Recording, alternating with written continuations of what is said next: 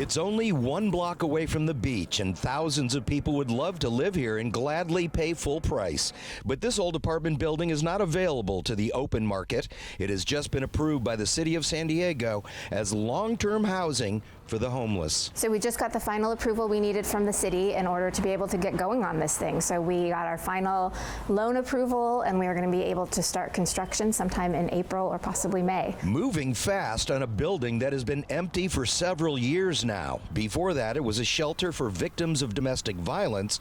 According to a clause in the property deed, this beach town building can only be used for public good, such as affordable housing or a shelter. It's rare, and we were really only able to do it because of the unique nature of this project, where this project was originally used for transitional housing for people experiencing homelessness. It has a restriction on it that that's what it needs to be used for going forward. So it just makes all the sense in this case. It might not normally make sense to do something at this price tag this close to the beach. For anyone lucky enough to eventually secure a spot here, it is going to be an instant life changer. This is not a temporary shelter. This will be permanent housing off the streets forever. So this will be permanently affordable for the next 90, 100 years at least. And then it's permanent housing. So people will be moving in, they'll be signing leases the same as anyone would an apartment, and they can stay as long as they need to. A permanent place to live near a popular beach and paying a fraction of the market rate. So they'll pay a third of their income towards rent.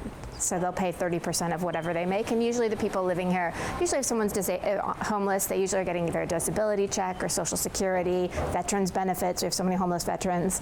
So a third of that will go towards their rent. Like any government project of this kind, it is affordable for the people who live here, but not so affordable for the taxpayers. When all is said and done, each one of these apartments will cost the taxpayer about $500,000 a piece. So the total project cost is going to be about $6.8 million.